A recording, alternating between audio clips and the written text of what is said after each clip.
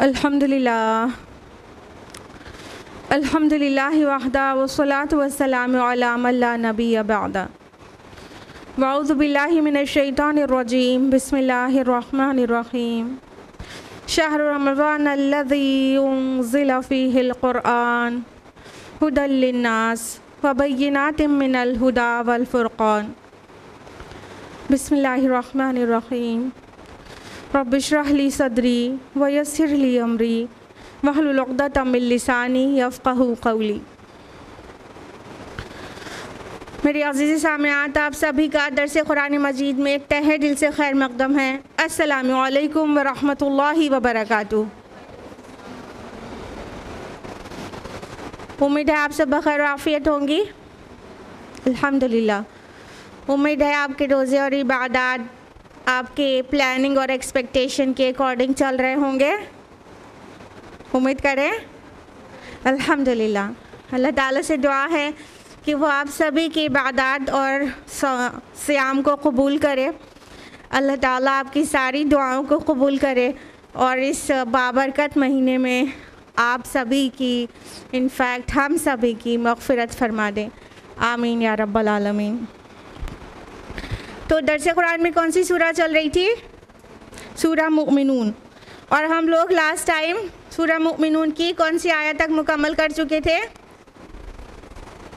आयत नंबर 56 तक। और आज हम लोग आयत नंबर 57 ऑनवर्ड्स जानेंगे इंशाअल्लाह। तो स्टार्ट करते हैं आयत नंबर 57 ऑनवर्ड्स। अऊज़ु बिल्लाहि मिनश शैतानिर रजीम। बिस्मिल्लाहिर रहमानिर रहीम। इन्नल्लज़ीना हुम मिन खश्यति रब्बिहिम मुश्फ़िक़ून। बेशक जो लोग अपने रब की हैबत से डरते हैं। वल्लज़ीना हुम बिआयाति रब्बिहिम युमिनून। और जो अपने रब की आयतों पर यकीन रखते हैं। देखिए, सूरह मोमिनून की स्टार्टिंग में आयत नंबर 1 to 11 आपको याद होगी कि उसमें मोमिनून की सिफ़ात का बयान है जो वारिसे जन्नत होंगे ना। अब ये जो आयत आ रही हैं ये बहुत सिमिलर है उससे। बीच में कुफ़ार का ज़िक्र था और इससे बिल्कुल कंट्रास्ट बयान था। लेकिन अब जो आयत आ रही हैं ये काफ़ी सिमिलर है स्टार्टिंग की आयत से। यानी वो जो मोमिनून हैं, जो फलाह पाने वाले हैं, उनकी और भी कुछ क्वालिटीज़ हैं जो इसी सूरह में आगे यहाँ से मेंशन हुई हैं। तो अल्लाह ताला इस आया में आयत नंबर 57 में क्या फरमा रहे हैं कि वो जो अपने रब की खशियत से डरते रहते हैं, रौब से डरते रहते हैं और अपने रब की आयतों पर ईमान रखते हैं। यानी वो लोग जो नेक अमाल करते हैं पुख्ता ईमान के साथ, तो अपने अमाल पर मुतमईन नहीं हो जाते। जैसे रमज़ानुल मुबारक चल रहा है, आप रोज़े रख रही होंगी और बहुत कसरत से कुरान का साथ इख्तियार कर रही होंगी, बहुत इस्तिग़फ़ार कर रही होंगी और बहुत से अच्छे अच्छे काम कर रही होंगी। लेकिन इससे मुतमईन नहीं हो जाना है, क्योंकि मोमिनीन कभी मुतमईन नहीं होते करने से, बल्कि वो डरते रहते हैं कहीं ये कबूल हो ना हो, इस बात का उन्हें दगदगा लगा रहता है। हसन बसरी रहमहुल्लाह ने बहुत ब्यूटीफुली इसको डिस्क्राइब किया है। इमाम बुखारी ने इस कौल को अपने सहीह अल बुखारी में भी जगह दी है। मा खाफ़हु इल्ला मोमिनुन व मा अमिनहु इल्ला मुनाफिकुन।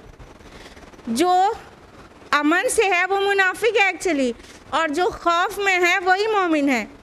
यानी मोमिन अपने अच्छे अच्छे काम करके कभी मुतमईन नहीं हो जाता कि मैंने आज 10 पारे पढ़ लिए और मैंने बहुत सारा सदका खैरात कर दिया, आज सुकून की नींद आएगी। नहीं, फिर भी दिल डरता रहता है कि बस अल्लाह कबूल कर ले, बस अल्लाह कबूल कर ले। तब भी अच्छे अच्छे जितने भी अच्छे काम कर ले, दिल में ये सेटिस्फेक्शन नहीं होना चाहिए तो मैं तो बड़ा जो है आमाल सालिहात करने वाली हूँ, ये एहसास नहीं आना चाहिए। तो मोमिन की ये सिफत होती है कि वो अपने रब से तब भी डरते रहते हैं, यानी सारे अच्छे काम कर रहे हैं फिर भी रब से डरे जा रहे हैं, और जो रब की आयात हैं उन पर वो ईमान लाते हैं, ईमान रखते हैं। और यहाँ आयात से मुराद दोनों तरह की आयात हैं। कौन कौन सी दो तरह की हम कह रहे होंगे, वो करिए, गेस करिए। एक कौन सी, रब की आयात कौन सी है भाई? जी, आफाक और अनफुस में निशानी, इसको दूसरे नंबर पे बोलना चाहिए था। और एक आयत कौन सी है? वही के ज़रिए जो अल्लाह ताला ने कुरान हकीम में नाजिल की। तो इसे दोनों मफहूम रहेगा कि जो अल्लाह ताला ने वही के ज़रिए मोहम्मद रसूलुल्लाह सल्लल्लाहु अलैहि वसल्लम पर नाजिल किया है उस पर ईमान लाते, पुख्ता यकीन रखते हैं, और आफाक और अनफुस में भी वो जो आयात हैं, और आयात का मीनिंग आप लोग बहुत अच्छी तरह जानते हैं, साइंस ना, निशानियाँ। तो उन निशानियों पर भी गौर व फिक्र करते हुए उसे बामकसद समझने का ईमान रखते हैं। मतलब सूरज निकल रहा है, डूब रहा है, ऐसे बेमकसद नहीं हो रहा है, वो गौर करते हैं और फिर यकीन रखते हैं कि ये सब कुछ बामकसद है। लिहाजा वो डरते रहते हैं, अपने रब से कांपते रहते हैं, मोहब्बत भी होती है और एहतराम वाला डर भी। खशिया वर्ड आया है ना, और मुशफ़िक़ून आया है ना, तो इसका माना ये नहीं होता कि किसी जंगली जानवर से जो खौफ आएगा वो वाला खौफ नहीं, जो आउट ऑफ रेस्पेक्ट जो खौफ होता है, जैसे पेरेंट्स से इंसान कोई बात का डर रखे कि अगर कोई लड़का है सिगरेट पीता भी है लेकिन वालिद के सामने नहीं पिएगा, क्यों? एहतराम की वजह से। तो ये जो डर है जो एहतराम और मोहब्बत की वजह से आता है वो खशियत कहलाता है। तो जो मोमिनीन है अच्छे अच्छे काम करने के बाद भी वो क्या होते हैं, अपने रब से डरते रहते हैं और अल्लाह की आयत पर ईमान रखते हैं, और जो कुरान हकीम में अल्लाह ताला की आयत हैं वही उनको आपस में यूनाइटेड रखती हैं। कुरान मीन्स बनता है उनको यूनाइट करने का भी, यानी कुरान पर ईमान रखना उनको मुत्तहिद करने का भी सबब बन जाता है। वल्लज़ीना हुम बिरब्बिहिम ला युशरिकून, और जो अपने रब के साथ किसी दूसरे को शरीक नहीं करते। देखिए, ईमान ले आना काफ़ी नहीं होता, शिर्क का रद्द उससे पहले ज़रूरी है। क्योंकि जो कलमा तय्यबा आप पढ़ती हैं और अपने बच्चों को पढ़ाती हैं तो उसमें पहले क्या आता है? ला इलाहा, फिर क्या आता है? इल्लल्लाह। लिहाजा पहले शिर्क का इब्ताल ज़रूरी है, शिर्क का रद्द ज़रूरी है, शिर्क को हटाना है, और तब जो ईमान होगा वो सही सही ईमान होगा। पहले हम कहते हैं ला इलाहा, कोई माबूद नहीं है, there is none worthy of worship इल्लल्लाह एक्सेप्ट अल्लाह। तो शिर्क का इब्ताल बहुत ज़रूरी है। अब इतने अच्छे अच्छे काम करते हैं, बीच में शिर्क के ख़िलाफ़ बात कह दी गई कि वो अपने रब के साथ शिर्क नहीं करते हैं, तो क्या मतलब हुआ? उसका मतलब ये हुआ कि कुछ लोग ईमान लाने के बाद भी शिर्क करते हैं, और ये आयत सूरा यूसुफ में मौजूद है। अहले ईमान के बारे में कहा गया शिर्क करते हैं। कैसे भाई? वो कहते तो हैं अल्लाह एक है और मोहम्मद रसूलुल्लाह सल्लल्लाहु अलैहि वसल्लम उसके रसूल हैं, लेकिन वो दुआएं किसी गैरुल्लाह से कर डालते हैं, नज़र और न्याज किसी गैरुल्लाह पे चढ़ा देते हैं, कुर्बानी किसी और की रज़ा के लिए करा देते हैं। तो ये सब भी फॉर्म्स ऑफ शिर्क है, इसको बहुत अच्छी तरह समझना चाहिए। असल में शिर्क अपने बहुत मुख्तलिफ लबादे में आता है लोगों के सामने हर दौर में। शैतान जो है हमसे और आपसे बहुत ज़्यादा स्मार्ट है। जो शिर्क ओपन रहेगा उस शिर्क को उस सोसाइटी में नहीं राइज करेगा, वो जानता है ये पहचान जाएंगे। शिर्क को नए रैपर में रैप करके पेश कर देगा और वो उस सोसाइटी में बहुत लोग नहीं भी पहचान पाएंगे। लिहाजा अब ये वाला शिर्क मुसलमानों के थोड़ी होगा कि उनके यहाँ बुत बना और रखा हो उसकी पूजा करें। ये वाले शिर्क के लिए मुसलमानों में नहीं कोशिश करेगा। किस शिर्क की कोशिश करेगा कि औलाद नहीं हो रही है, अरे फला बाबा बहुत वहाँ मुराद पूरी होती है, जाओ वहाँ से दुआ करो। सुनने वाला तो अल्लाह ही है, लेकिन उनके वसीले से मांगो, उनके मज़ार के पास जाके मांगो तो मिल जाएगा। ये वाले से शिर्क से कोशिश करेगा। तो या तो फिर बुज़ुर्गों की हैसियत इतनी कर देना कि अल्लाह से मिला देना। ये तमाम जो फॉर्म्स ऑफ शिर्क है उसके लिए हमें बहुत कॉन्शियस रहना चाहिए। शिर्क फिल मुहब्बा भी एग्जिस्ट करता है। शिर्क फिल मोहब्बत क्या है? किसी से इतनी मोहब्बत करना, इतनी मोहब्बत करना, चाहे वो रसूल हो, चाहे औलिया अल्लाह हो, चाहे अपने पीर फ़कीर हो, किसी से इतनी मोहब्बत करना कि अल्लाह की या तो हम पल्ला बना देना या तो उसके ऊपर ले जाना, ये भी शिर्क है। शिर्क फिल मोहब्बत। और खुदा न ख्वास्ता अपनी औलाद से आप इतनी ज़्यादा मोहब्बत करते हैं तो भी शिर्क है। अल्लाह का हक़ है कि सबसे ज़्यादा मोहब्बत उससे होनी चाहिए। शिर्क फिल खौफ भी है एक काइंड ऑफ शिर्क। ये क्या? ये सब खुफिया शिर्क है। शिर्क खफ़ी। शिर्क फिल खौफ का क्या है? शिर्क फिल खौफ ये है किसी से इतना डरना कि अल्लाह के हम पल्ला, अल्लाह के बराबर या उससे भी ज़्यादा डरना। जैसे किसी पीर फ़कीर के श्राप दे देने से डर जाना कि नहीं, उनको प्लीज़ करना बहुत ज़रूरी है, अगर वो उन्होंने जो है कोई बदुआ कर दी तो मेरी तो बनती बनती बिगड़ जाएगी। इतना खौफ। तो किसी का इतना ज़्यादा या बॉस का इतना ज़्यादा खौफ कि स्याह सफ़ेद तो कर देंगे, रब की नाफरमानी तो कर देंगे, लेकिन बॉस की नाफरमानी नहीं करेंगे। हाँ, उसी बात में बॉस प्लीज़ तब हो रहा है जब आप रब की नाफरमानी करें, तो आप रब की नाफरमानी कर देंगे बॉस को प्लीज़ करने के लिए। शिर्क फिल खौफ हो गया। वतन के मोहब्बत में भी शिर्क हो जाता है। तो इन तमाम जो है शिर्क के काइंड्स को भी बहुत होशमंदी से ख्याल रखना चाहिए कि ये सब भी नहीं आना चाहिए। लिहाजा कहा गया वो अपने रब के साथ किसी को शरीक नहीं करते हैं। तो जब शिर्क का नाम आए तो इतना मोटा सा खाली इमेजिनेशन आपका ना आया करे कि ऐसे हम कहाँ बुत बना के उसके सामने झुकते हैं। बस यही शिर्क नहीं है। हमने जो अभी चीज़ें बताई और इसके अलावा भी कई चीज़ें, नबी सल्लल्लाहु अलैहि वसल्लम से मोहब्बत भी शिर्क में दाखिल हो सकती है कि मतलब कभी रसूलुल्लाह के शान में नात में ऐसे अशार होते हैं जो खुल्ला शिर्क होते हैं, अल्लाह ताला के बराबर या उससे ऊपर पहुंचा देते हैं। तो नबी सल्लल्लाहु अलैहि वसल्लम की ज़ात को भी अल्लाह के साथ शरीक कर देते हैं लोग। बहुत होशमंद रहने की ज़रूरत है। यानी कामयाबी तब मिलेगी जब किसी भी तरह का शिर्क नहीं होगा। लिहाजा ये जो शिर्क खफ़ी जो बहुत सारे बताए हमने, इसके लिए रोज़ तौबा किया करिए और अपने ईमान को रिवाइव किया करिए। वल्लज़ीन युअतूना मा आतौ व क़ुलूबुहुम वजिलतुन अन्नहुम इला रब्बिहिम राजिऊन। और जो लोग दे सकते हैं देते हैं और उनके दिल कांपते रहते हैं इस बात से कि उनको अपने रब की तरफ लौट कर जाना है। अब उनके एट्रीब्यूट्स जो हैं कंटिन्यूड हैं, जो मोमिनून हैं, सादिकून हैं, जो अल्लाह ताला के यहाँ मुक़र्रब बंदे हैं, जो कामयाब हो जाएंगे। क्या कहा गया कि वो जो कुछ देते हैं वो देते हैं। मतलब युतूना मा आतौ, इसका क्या मतलब हुआ? एक तो यही माना हुआ कि वो अल्लाह की राह में माल देते हैं। ईता वर्ड का माना देना होता है, स्पेंडिंग, ठीक है। लेकिन ईता लफ्ज़ यहाँ तक महदूद नहीं है कि सिर्फ स्पेंडिंग उसका माना लिया जाए, खर्च करना, ठीक। ईता लफ्ज़ का और भी माना होता है, वो चीज़ किसी मादी चीज़ के देने के लिए नहीं बल्कि किसी मानवी चीज़ के देने के लिए भी इस्तेमाल होता है।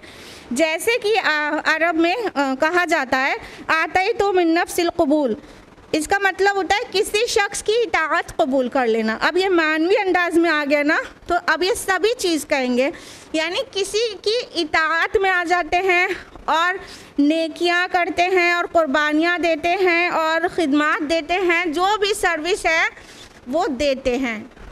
सिर्फ माल देना नहीं, सर्विस देना, सैक्रिफाइस देना, कुर्बानियाँ देना, ये सब देना भी ईता वर्ड के मफ़हूम में शामिल है। तो यहाँ पर जो मीनिंग जो उभर के आ रही है वो मौलाना मौदूदी का पॉइंट ऑफ व्यू ये है कि ये असल में इताअत देने के माना में है कि वो कम्प्लीटली सबमिट करते हैं अपने रब को, पूरी तरह से इताअत बजा लाते हैं।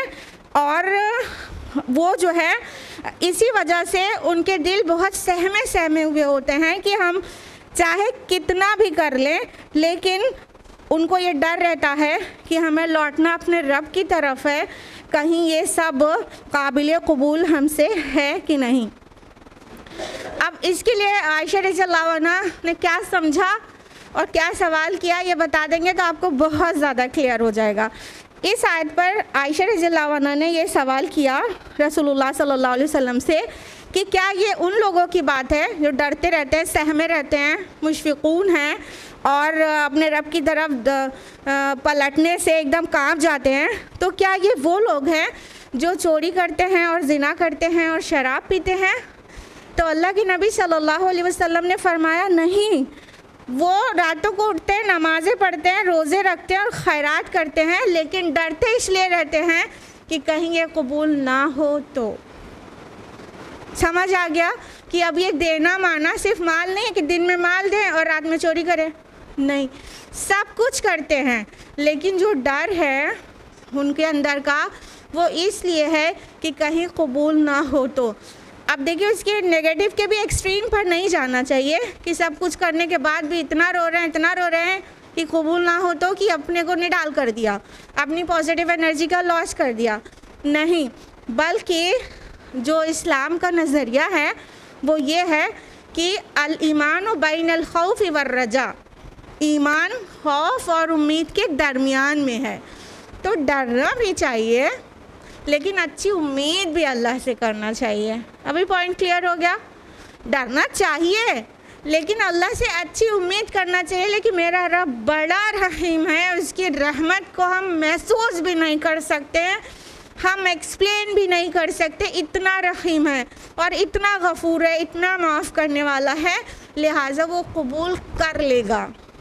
ये रजा होना चाहिए, उम्मीद, और ये खौफ होना चाहिए कि बहुत सारे हमारे आमाल में मिलावट थी, कोताही थी, कमी थी, कमज़ोरियाँ थी, वो प्योर नहीं थे, तो पता नहीं वो अल्लाह ताला के यहाँ मकबूल आमाल में से बने कि नहीं, इस बात का डर भी रहे और इस बात की उम्मीद भी रहे कि लेकिन मेरा रब तो रहीम है, इंशाअल्लाह वो कबूल कर लेगा और मुझे रुसवा नहीं करेगा और मुझे फेल नहीं करेगा।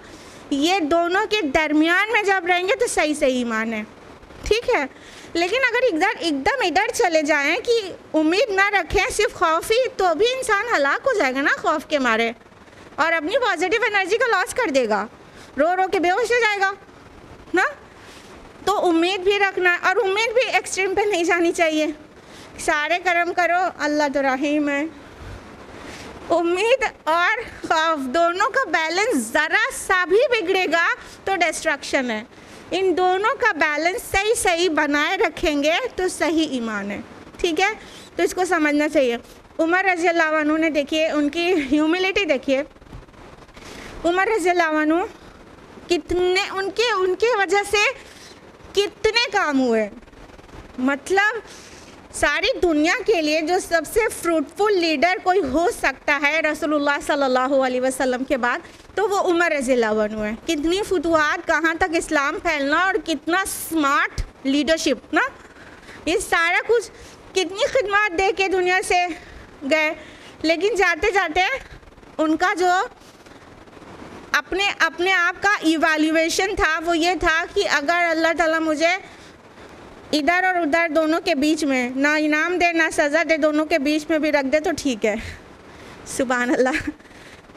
मतलब उनका सेल्फ एस्टिमेशन ये था कि सज़ा से तो बहुत ही डरते हैं और वो जन्नत के मुस्तहिक पता नहीं है कि नहीं है, तो अगर दोनों के बीच में भी हो तो भी ठीक है। मतलब ये था उनका एस्टिमेशन, जबकि हम और आप सब जानते हैं कि वो अशरा मुबशरा में से थे, लेकिन अपने आप को इतना सख्ती से चेक करते थे और ये भी उनसे मनकूल है कि कहते थे कि अगर मुझे अल्लाह से इतनी उम्मीद है कि अगर कोई एक जन्नत में जाने वाला हो तो मैं उम्मीद करूँगा कि शायद वो मैं भी हो सकता हूँ, और मुझे अल्लाह से इतना खौफ है कि अगर कोई एक भी जहन्नम में जाने वाला हो, बाकी सब जन्नती हैं, तो मैं ये खौफ रखता हूँ कि शायद मैं ही हूँ वो जहन्नम में जाने वाले। देखा बैलेंस देखा, खौफ भी होना चाहिए, उम्मीद भी होना चाहिए, और इनके दरमियान ही सही ईमान होता है। नंबर 61, उलाइका युसारिऊना फिल खैराति वहुम लहा साबिकून। ये लोग नेकियों में जल्दी करते हैं और यही लोग उन पर सबसे पहले पहुंचते हैं। हाँ, उनकी एक क्वालिटी और बता दी गई, युसारिऊना फिल खैरात हैं, नेकी में सबकत करना चाहते हैं, जल्दी करते हैं, डिले नहीं करते, अभी कर लेंगे तभी कर देंगे। They usually rush towards righteousness, बहुत आगे बढ़ के खुद फ़ौरन कर लेना चाहते हैं, और तो इसीलिए मतलब वो जल्दी करने की वजह से वो सबकत ले जाते हैं। ये फ़िक्रा कुरान हकीम में कई बार है, फस्तबिकुल खैरात, खैर नेक काम करने में सबकत ले जाने की कोशिश करो। तो जो सबकत ले जाने वाले होते हैं ना, उसके पीछे कोई और भी कर ले तो वो उसका रिवॉर्ड उसके बराबर नहीं होता जो सबकत ले जाता है। ठीक है, तो हमेशा कोई टफ़ काम, कोई चैलेंजिंग काम करने का अपॉर्चुनिटी मिला करे तो बहुत देर तक सोच के ना बोला करें, बस अल्लाह के भरोसे पर अपना हैंड रेस कर दिया करें कि इंशाल्लाह हम करेंगे। फिर उसके पीछे हिम्मत जुटाते 2-4 और हैंड रेस हो जाएंगे तो सबकत ले जाने वाले के बराबर नहीं पहुंचेंगे वो। पता है ना, मक्का में जो लोग ईमान लाए, जो लोग रसूलुल्लाह सल्लल्लाहु अलैहि वसल्लम के साथ महाजिरून थे, वो बिल्कुल भी बराबर नहीं है जो फ़तह मक्का के बाद जो लोग ईमान लाए, कतई बराबर नहीं है। वो सबकत ले जाने वाले हैं। तो सबकत जो ले गया वो ले गया, और जो वेट एंड वॉच करके और बाद में हालात बहुत साजगार हो गए तब वही नेकी का काम करे तो दोनों बराबर थोड़ी हो जाएंगे अल्लाह की नज़र में। लिहाजा हर काम को सबसे पहले करने की हम लोगों को कोशिश करना चाहिए कि मैं सबकत ले जाऊं, और छोटी छोटी नेकियों में भी सबकत ले जाने की कोशिश करना चाहिए। किसी को प्यास लगी है, बस उसने कहा कि प्यास लगी है, 4 लोग बैठे थे, कोई नहीं उठा, कोई एक बच्चा ही होगा 5वां, वो फ़ौरन उठ गया और उसने 1 गिलास पानी ला के दे दिया। इसको सबकत ले जाना कहते हैं। तो छोटी से छोटी नेकी को हक़ीर ना समझें, बल्कि उसमें सबकत ले जाने की कोशिश करें। अल्लाह ताला ने उनका एट्रीब्यूट बयान किया है जो कामयाब हो जाएंगे, जो अल्लाह को पसंद हैं। उस सिलसिले में ये बात आ रही है कि वो सबकत ले जाते हैं और जल्दी करते हैं, सोचते नहीं हैं। शैतान क्या करता है, वो प्रोक्रेस्टिनेशन सिखाता है, अरे कर लेना, अभी बहुत टाइम है, अभी हो जाएगा। उससे बहुत बार वो जज्बा ठंडा पड़ जाता है और वो काम नहीं होता है। नोटिस किया, कभी फील किया है? हाँ, इसलिए जिस वक्त ईमान चढ़ा हुआ हो बस कर डालना चाहिए, देर नहीं करना चाहिए। आयत नंबर 62, वला नुकल्लिफु नफ्सन इल्ला वुस्अहा वलदैना किताबुन यांतिकु बिल हक़्क़ि वहुम ला युज़लमून। और हम किसी को उसकी ताकत से ज़्यादा तकलीफ़ नहीं देते, और हमारे पास किताब है जो सच सच बता देगी और उन पर कोई जुल्म नहीं किया जाएगा। ये आयत कुरान हकीम में बहुत बार रिपीट हुई है, वला नुकल्लिफु नफ्सन इल्ला वुस्अहा। थोड़े से लफ्ज़ी फ़र्क के साथ बकरा में 2 बार आई है और यहाँ पर है, कई बार रिपीट हुई है। और आप सूरह बकरा की आखिरी आयत तो पढ़ती रहती हैं, वला युकल्लिफुल्लाहु नफ्सन इल्ला वुस्अहा, राइट। लेकिन जिस कॉन्टेक्स्ट में यहाँ आई है वो बहुत इम्पॉर्टेंट है। यानी नेकी में सबकत की बात हो रही है, अच्छे अमाल की बात हो रही है, तो कोई ये ना समझे कि जो दुनिया का बहुत बड़ा इंटेलेक्चुअल है, हम तो उतनी सर्विसेज नहीं दे पा रहे हैं। लाइक आप देखें कि यूथ क्लब स्पीकर्स हैं, ठीक है, आप उनसे कंपेयर करने लगे, या तो आप देखें कि ब्रदर फैज़ सैयद की सर्विसेज बहुत ज़्यादा हैं, बहुत ज़्यादा हैं। तो कोई एक बिलो एवरेज दिमाग की खातून सोचे कि हमको इतना करना है, तो बात वाज़े की गई है कि अल्लाह ताला किसी की इस्तिताअत से ज़्यादा उस पर बोझ नहीं डालता। यानी किसी, मान लीजिए किसी मेड से ये नहीं पूछा जाएगा कि फैज़ सैयद के बराबर तुमने स्पीचेस क्यों नहीं किया। Getting the point? जो अल्लाह ने अता किया है वो जज करेगा अकॉर्डिंगली, उसके शाकिला के मुताबिक। शाकिला क्या है? ये कुरान की इस्तिलाह है, सूरह बनी इसराइल में आया है। शाकिला है whatever Allah subhanahu wa ta'ala has given us in our genes, जो हमारे जीन में जेनेटिक कोडिंग के ज़रिए जो सलाहियतें जीन्स में हैं, वो plus background, the atmosphere, the surrounding in which we live, जिस घर में पैदा हुए, जिस समाज का हिस्सा हैं, इन दोनों के मुताबिक इंसान का अपना एक किसी काम को करने की स्टैमिना और सलाहियत बनती है। यानी कुछ अल्लाह ने देकर भेजा होगा, कुछ समाज ने उसकी तरबियत की होगी, ठीक है। उसके बाद वो एक जो पैकेज है एट प्रेजेंट, तो तब है तो जो उसे अल्लाह की तरफ से मिला और जो बैकग्राउंड से मिला, उसके बाद जो उसका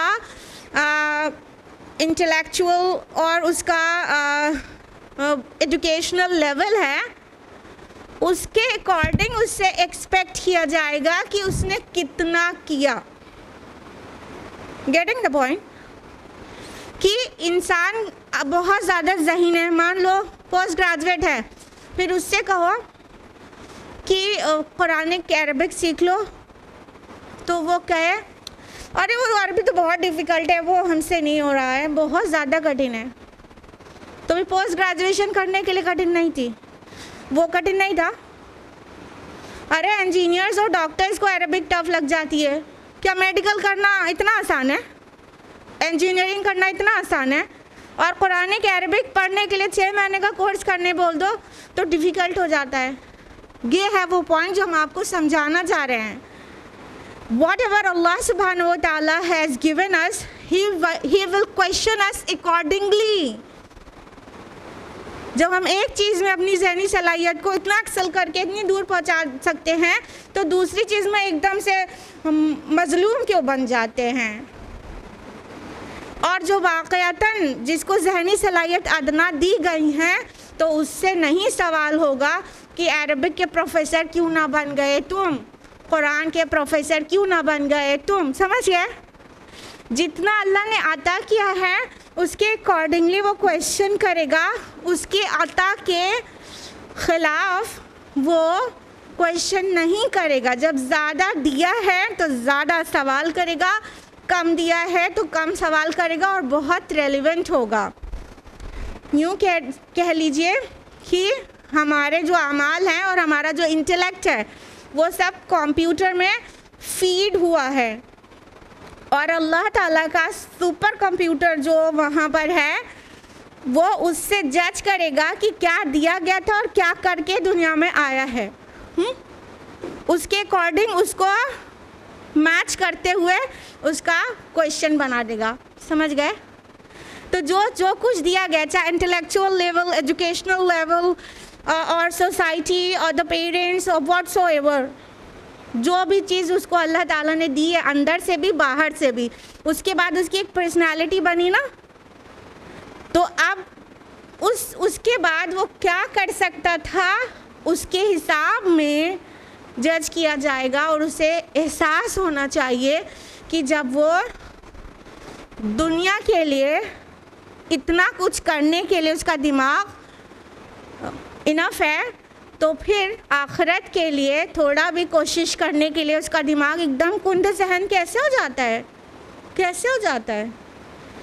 इसलिए जिसको ज़्यादा दिया गया है ना, वो ज़्यादा डरे और जिसको कम दिया गया है अल्लाह ताला उनका हिसाब भी आसान लेगा। आप हर एक को हर जगह फिट करके उससे सवाल ना करने लगें। जिसको जितना अता किया गया है उसी हिसाब से क्वेश्चन किया जाएगा।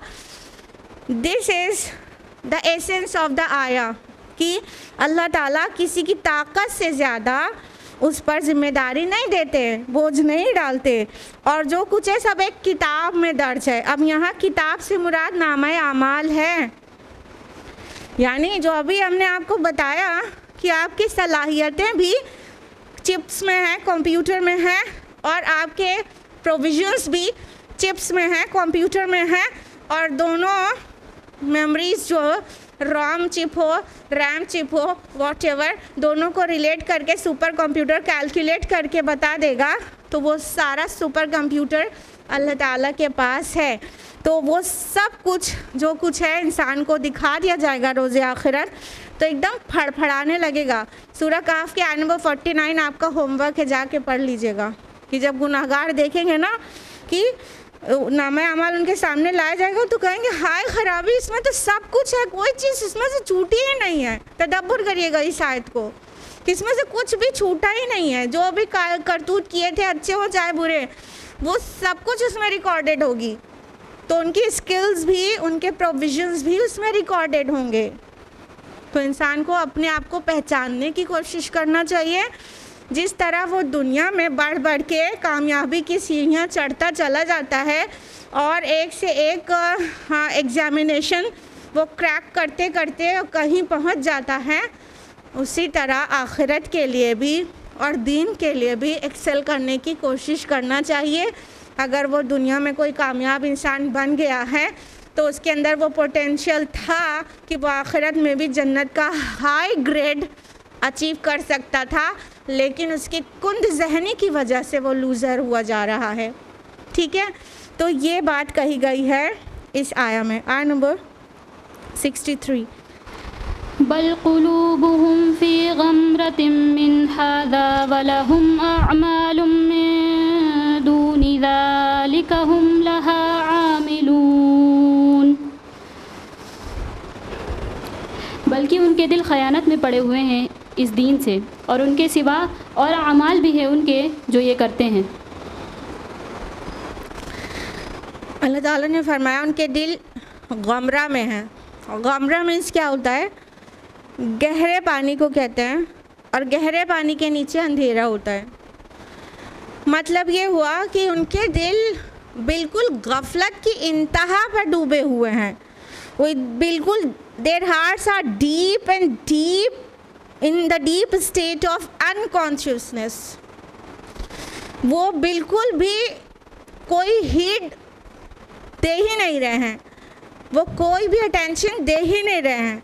तो वो जो गाफिल हैं, इसकी वजह से वो आखिरत की कामयाबी की कोशिश नहीं कर रहे हैं, क्योंकि उनके दिल जो हैं दुनिया की कामयाबी, दुनिया की चकाचौंध, दुनिया के कमाने और दुनिया को हासिल करने की वजह से गाफिल हो गए, एकदम डूब गए हैं पानी में, अंधेरा हो गया है।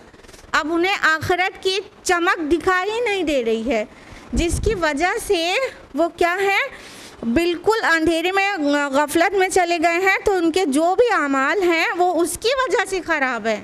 गफलत का बहुत मोटा मोटा पर्दा पड़ गया है। तो यही पर्दा हटाने के लिए कुरान हकीम आया था। ये बहुत ब्लेस्ड मंथ है कि हम इस पर्दे को फाड़ें और चीरें और अपने दिल को कुरान के साथ कनेक्ट करें। जब हम कुरान के साथ कनेक्ट करेंगे अपने हार्ट को, तो ये गफलत के पर्दे चाक हो जाएंगे और फिर आखिरत की चमक दिखाई देने लगेगी, और फिर हमारी जो कोशिशें हैं ना, वो दुनिया के अलावा आखिरत के लिए भी होने लगेंगी। तो इन गफलत के पर्दों को हटाना होगा। सूरह 21 आयत नंबर 1 यहीं से स्टार्ट ही होती है। इक़्तरब लिन्नास हिसाबुहुम वहुम फ़ी गफ़लतिन मुअरिदून। लोगों के हिसाब का वक्त करीब आ गया है और लोग हैं कि गफलत में मुंह मोड़े हुए हैं। तो हमें याद रखना चाहिए कि हमारा हिसाब का वक्त बहुत करीब है। कितनी बड़ी ज़िंदगी लेकर आए हैं हम, अभी मर जाएंगे। पिछले रमज़ान कितने लोग नहीं थे, कितने लोग थे और अब की रमज़ान नहीं है। कोविड सेकेंड वेव के बाद तो ये नंबर बहुत बड़ा डिफरेंस था, नहीं? कितने लोग 2 साल पहले वाले रमज़ान में और रमज़ान आने के बाद भी, शुरू रमज़ान में आखिर रमज़ान में नहीं, और एकदम फिट थे, और अभी कि अभी कुछ ऐसा हो जाता है और अभी नहीं है। किस गफलत में हम गर्क है इंसानियत। अल्लाह का रसूल कल दिन की तरफ बुला रहा था, कुर्ते पकड़ पकड़ कर घसीट रहा था, और अल्हम्दुलिल्लाह मुट्ठी भर दायान इस्लाम है आज के दौर में, लेकिन वो भी कुर्ते पकड़ पकड़ के लोगों को घसीट रहे हैं, बुला रहे हैं, अल्लाह के बंदो, अल्लाह की बंदियों, गफलत से बाज आ जाओ असली कामयाबी की तरफ, मगर तुड़ा के भाग रहे हैं बिकॉज ऑफ हीडलेसनेस। कोई भी हमें टेंशन नहीं पे करनी है, गफलत में पड़े हुए हैं। और गफलत किस लिए होती है? क्योंकि हम दुनिया का फ़ायदा और फिर खेल तमाशा उसमें बहुत ज़्यादा इन्वॉल्व है, बहुत ज़्यादा इनग्रॉस्ड है कहना चाहिए, इसकी वजह से गफलत होती है। तो ये जो चाहे रसूलुल्लाह सल्लल्लाहु अलैहि वसल्लम के मुखातब हों जो कि अहले मक्का थे, मक्की सूरा है ना एट दैट टाइम, तो वो भी ऐसे ही दुनिया की चाहत में भाग रहे थे तुड़ा कर। और आज तो मुसलमानों की अक्सरियत इस गफलत में है। वो तो कुफ़ार थे, मुशरिकीन थे, उनको हम लोग ये सब कहते हैं, कुरान ने मुशरिकीन कहा है। आज तो मुसलमानों की अक्सरियत गफलत में है, सुभान अल्लाह। तो इस गफलत की वजह से क्या है कि हमारे जो अमाल हैं वो उस गफलत की वजह से हैं।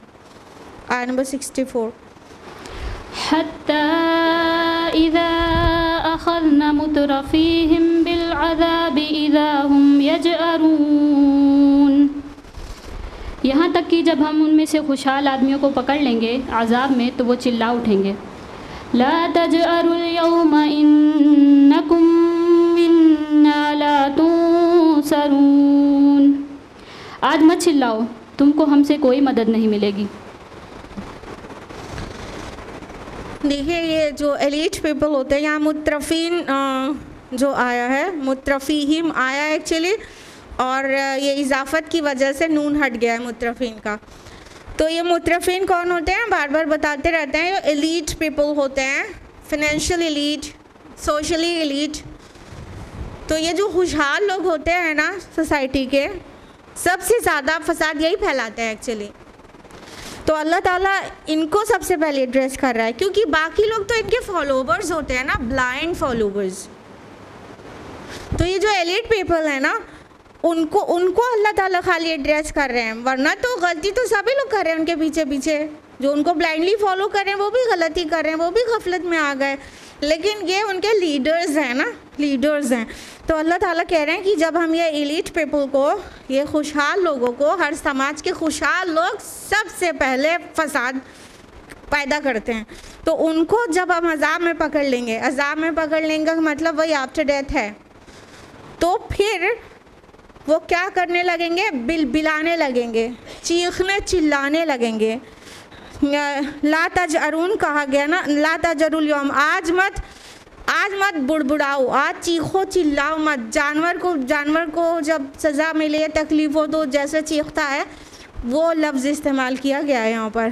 तो अल्लाह ताला भी कह देंगे अब आज मत चीखो चिल्लाओ, ये जो कुछ तुमने किया है उसके वजह से आज तुम्हें किसी तरह की कोई मदद नहीं मिलेगी।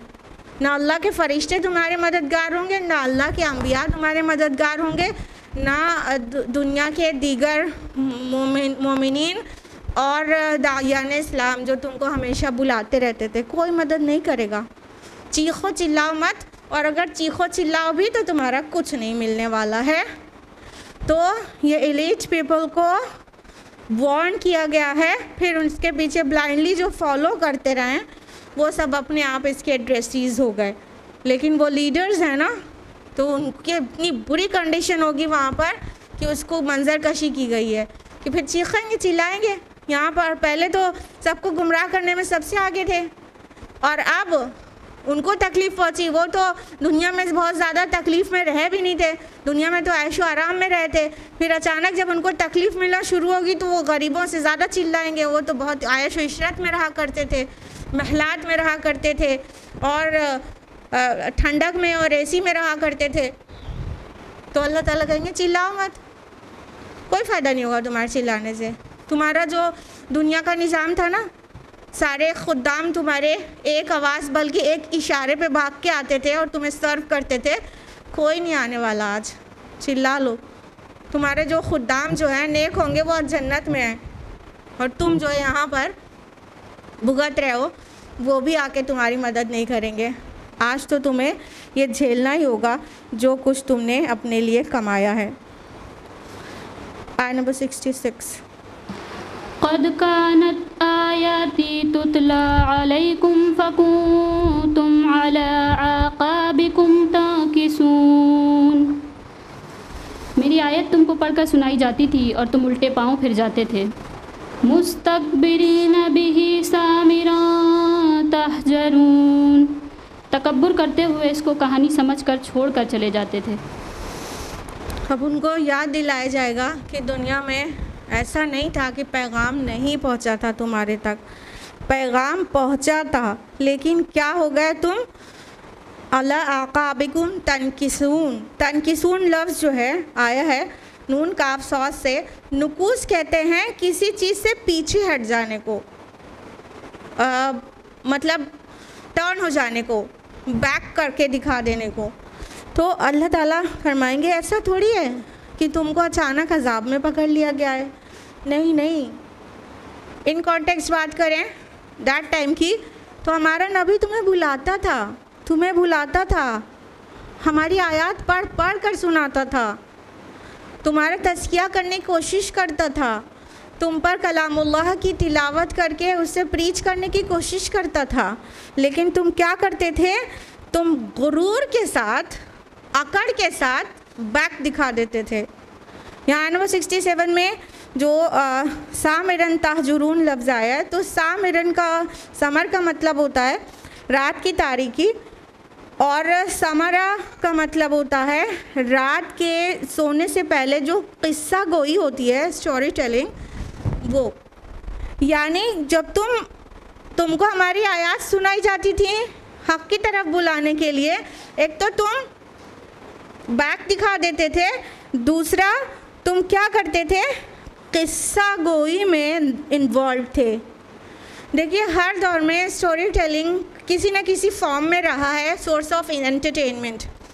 अभी के फॉर्म्स आपको पता है, पहले जो फॉर्म था उसका क्या था कि दिन भर की मसरूफियात के बाद शाम को, स्पेशली अरब की बात हो रही है, शाम को एक ठंडा सा माहौल होता है, दिन भर तपती हुई धूप, शाम को जब ठंडा सा माहौल होता है तो किस्सा गो, कहानी गो रात रात भर किस्सा गोई और दास्तानें और कहानियाँ सुनाया करता था और रात रात भर बैठ के सुनते थे। वही उनका सोर्स ऑफ एंटरटेनमेंट था। हलाल तरीक़े से एंटरटेनमेंट किया जाना मना नहीं है, लेकिन ये लंबे लंबे किस्सा कहानी गोई ये क्या करती है? इंसान को संजीदा काम से दूर कर देती है, उसमें एकदम लगा देती है। इसलिए ऐसी किस्सा कहानी गोई बहुत ज़्यादा नहीं होनी चाहिए, एक थोड़ा सा हो और उससे इंसान के मिजाज में वो डोमिनेट ना करने पाए तो मसला नहीं है। लेकिन वो रात रात भर की और घंटों की, अब का फॉर्म्स जो आपको मालूम है, बाद का दौर आया रेडियो था, उसके बाद का दौर आया टेलीविज़न था, अभी भी है, और साथ में अब मोबाइल आ गया है और यूट्यूब आ गया है। ठीक है, इन सब पे हम क्या करते हैं? किस्सा कहानी गोई तो देखते रहते हैं। ये पूरी फिल्म इंडस्ट्री किस चीज़ पर है? कितने ट्रिलियन डॉलर का इनका रेवेन्यू होता है, सोचिए ज़रा। क्या है? कुछ नहीं, किस्सा गोई, यही तो है। उसमें कुछ रियलिटी है? रियलिटी का नामो निशान नहीं है, बस कहानी गोई और बैठ के 3-3 घंटे फिल्म देख रहे हैं। 1 घंटा किताबुल्लाह की आयत को सुनने का लोगों के पास टाइम नहीं है। 3-3 घंटा एक अटेम्प्ट में एक मूवी देखना, it's quite easy for everybody, quite simple, it's normal, isn't it? ये क्या है? किस्सा कोई नहीं तो कुछ और है। और मुशरिकीन मक्का गलत करते थे, रात रात भर बैठ के कहानी सुनते थे, और आज के मुसलमान सब सही कर रहे हैं। 3-3 घंटा 6-6 घंटा और 8-8 घंटा क्रिकेट मैच देख रहे हैं, वो सही है। हम ये नहीं कह रहे हैं स्पोर्ट्स हराम है, लेकिन घंटे भी तो देखो कितने जा रहे हैं। जब इंसान इतनी ज़्यादा देर तक किसी चीज़ में लगा रहता है तो वो संजीदा बातों से दूर हो जाता है, उसकी ज़िंदगी की संजीदगी ख़त्म हो जाती है, उसकी ज़िंदगी की मकसदियत कहीं दब जाती है, और वो किस्सा गोई में इतना ज़्यादा एनग्रॉस्ड हो जाता है कि अगर मोबाइल पर गेम खेलते हुए माँ मना कर दे तो 16 साल का बच्चा अपनी माँ का मर्डर तक कर देता है। ये सारी न्यूज़ आप लोगों से गुजरती रहती है। हाँ, तो क्या है, एक किस्सा गोई और कहानी गोइयाँ कहाँ तक इंसान को ले जाती हैं, लिहाजा इसको डिस्करेज किया गया है। लहवल हदीस कहा गया है सूरह लुकमान में आयत नंबर 6 में। तो इस तरह की खेल तमाशे वाली बातें उनको गैर संजीदा बना रही थी, और वो हक़ को सुनने से फिर बैक दिखाई दे रहे थे, और वही चीज़ आज भी हो रही है। थिएटर में जाके 3 घंटा मूवी देखना कितनी बड़ी बात होना चाहिए ना, लेकिन बहुत आसान बात है, टिकट विंडो पे लाइन लगी रहती है। मतलब ये तो किसी को ऐसे दिखाने के रिक्वेस्ट, हाथ पैर जोड़ के किसी को दिखाने की रिक्वेस्ट करना चाहिए जिसकी अर्निंग हो रही है। वहाँ हाथ पैर जोड़ना तो बहुत दूर रहा, वहाँ टिकट विंडो पे लाइन लगी है, ब्लैक में टिकट बिक रहा है। 3 घंटा एक सीट पे बैठे रहना है।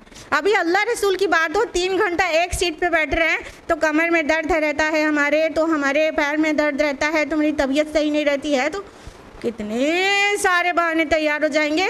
उन सभी बैक पेन के मरीज़ों को थिएटर में बैठने में कुछ भी नहीं होता।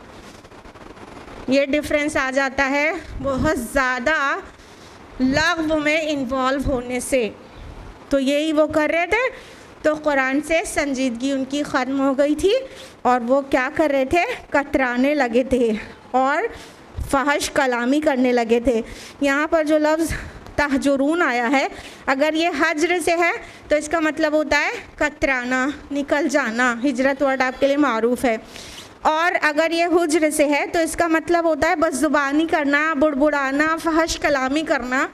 यानी जब मेरा रसूल तुमको कुरान सुनाता था तो तुम या तो कतरा के पतली गली से निकल जाने की कोशिश करते थे, या तो मेरे रसूल के साथ फहश कलामी करने लगते थे, बदतमीज़ियाँ करने लगते थे।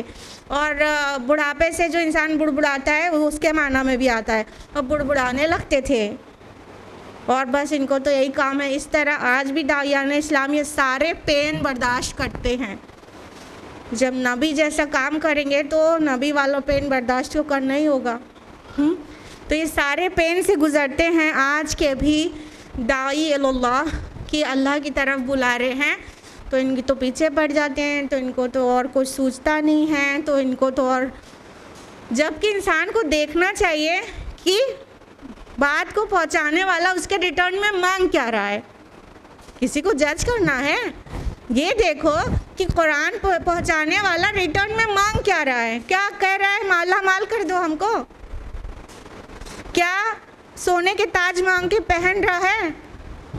हाँ, एक फेक लोग भी होते हैं ना, तो उनके पास तो बहुत दौलत इकट्ठा हो जाती है ना, उनके बेसमेंट में क्या क्या निकलता है, अब आप लोग को सब पता है, न्यूज़ में पढ़ते रहते हैं।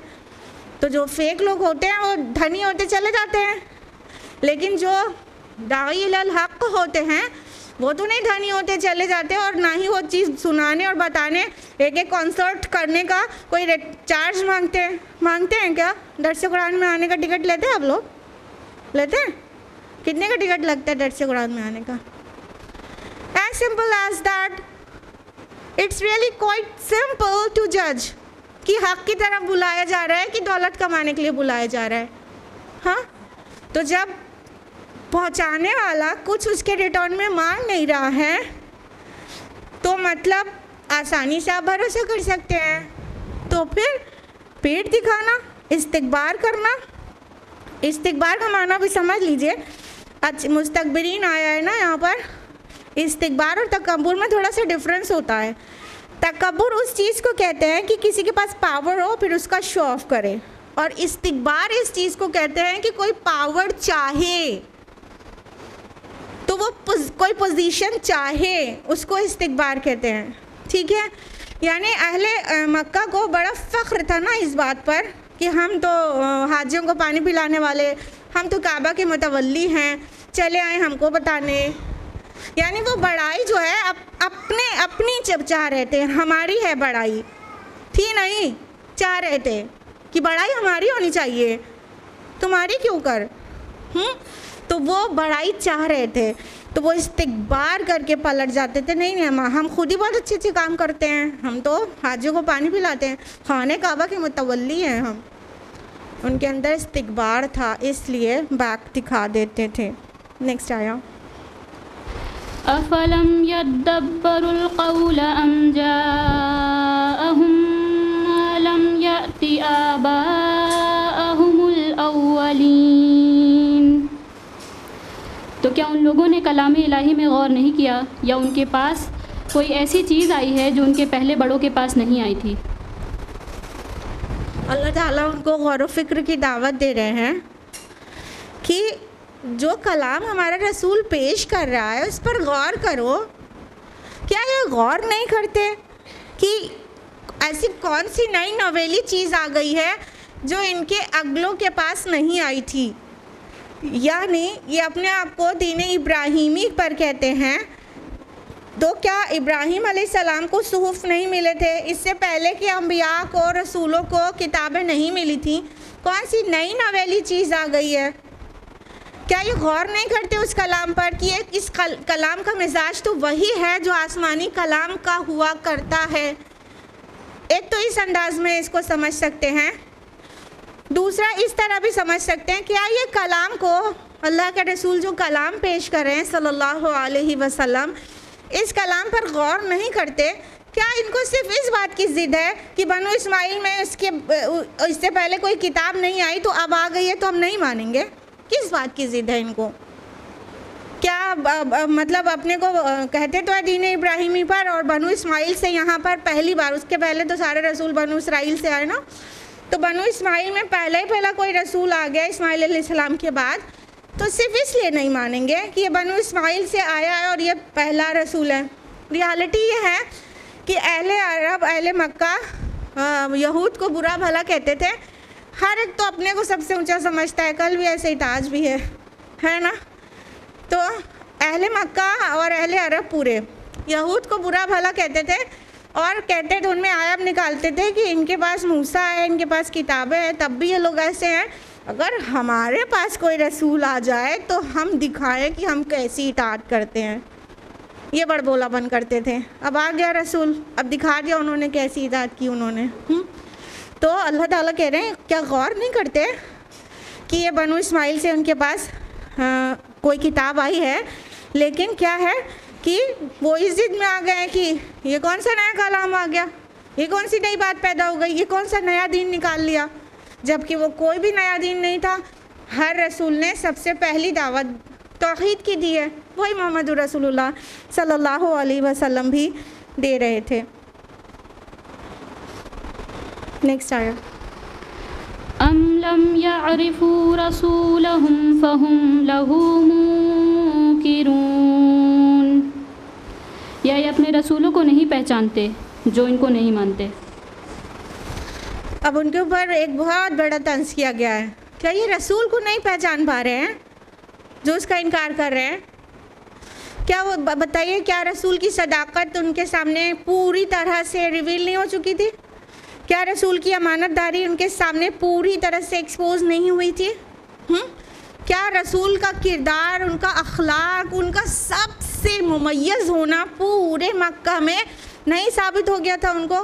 कोई एक भी खियानत रिपोर्टेड नहीं थी, कोई एक भी झूठ रिपोर्टेड नहीं था, उस अखलाक का कोई इंसान नहीं था, 5 साल पहले ही अभी जब हजर अस्वद को रखने की बात आई थी खाने काबा की दीवार पर, तो रसूलुल्लाह सल्लल्लाहु अलैहि वसल्लम को जब चूज़ किया गया तो सब मुत्तफिक थे कि ये सादिक है और ये अमीन है, हम इनके ऊपर पूरी तरह से राज़ी और खुश है कि ये रखें, राइट।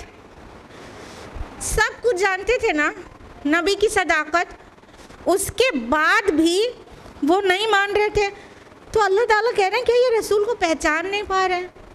यानी जिस इंसान ने ज़िंदगी में एक भी झूठ ना बोला हो, वो अचानक अल्लाह के नाम पे इतना बड़ा झूठ कैसे गढ़ लेगा। इससे साफ पता चलता है ना कि वो पहचान कर भी इनकार कर रहे थे, क्योंकि उनकी चौधराहट को ख़तरा था। रियलिटी ये थी। नेक्स्ट आया, अम यक़ूलून बिही जिन्नह बल जाअहुम बिल हक़्क़ि व अक्सरुहुम लिल हक़्क़ि कारिहून। या ये कहते हैं कि इसको जुनून है? नहीं, बल्कि वो उनके पास हक़ लेकर आए हैं और उनमें अक्सर लोग हक़ को नापसंद करते हैं। नबी सल्लल्लाहु अलैहि वसल्लम पर यह बहुतान लगाया जाता था ना, हमारे मासूम नबी पर, हकीम नबी पर, कि उनको जुनून लाहक हो गया है, किसी जिन ने पॉजेस्ट कर लिया है इनको। इतना बड़ा बहुतान। तो क्या ये सच्ची बात थी? क्या उनकी बातों में ऐसा जुनून नज़र आता था जैसा किसी को जिन लाहक हो जाए तो वो वैसी बातें करता है? क्या दोनों में कोई डिफरेंस नहीं था? नहीं नहीं, बहुत ज़मीन व आसमान का डिफरेंस था। नबी सल्लल्लाहु अलैहि वसल्लम के अक़वाल हिकमत कहलाते, उसका दूसरा नाम हिकमत है। आपकी बातें इतनी मबनी बर हिकमत होती थी और हैं, आज भी प्रिजर्व्ड है अल्हम्दुलिल्लाह। और आज के भी जो मुस्तशरिकीन हैं, ओरिएंटलिस्ट हैं, वो इस बात को मानते हैं कि इतने वाइज वर्ड्स हैं किसी इंसान के जो हो सकते हैं। ठीक है, तो इतने पुरहिकमत बात और फिर कहे कि जुनून लाक हो गया। नहीं नहीं, रियलिटी ये है कि वो उनके पास हक़ लेकर आया था और अक्सरों को हक़ कड़वा लगता है। This is the reality. हक़ बात जहर लगती है लोगों को। कल भी ऐसा था और आज भी ऐसा है। बात तो हक़ है, लेकिन हक़ बात कड़वी लगती है। जो लोग हकीकत पसंद नहीं होते, उन्हें हक़ बात जहर लगती है।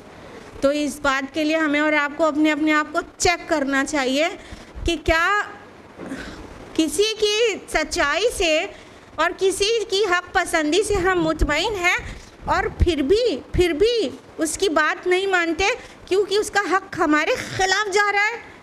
और कमाल की बात यह है कि जब उसका हक़ हमारे फेवर में जाता है तब हम उसके साथ हो लेते हैं, और जब उसका हक़ जो एक्चुअली हक़ है, जो कुरान के मुताबिक है, जो अल्लाह के भेजा हुआ है, जब हक़ हमारे ख़िलाफ़ जाता है तो हमारे गले से नहीं उतरता, इसलिए हम इनकार कर देते हैं।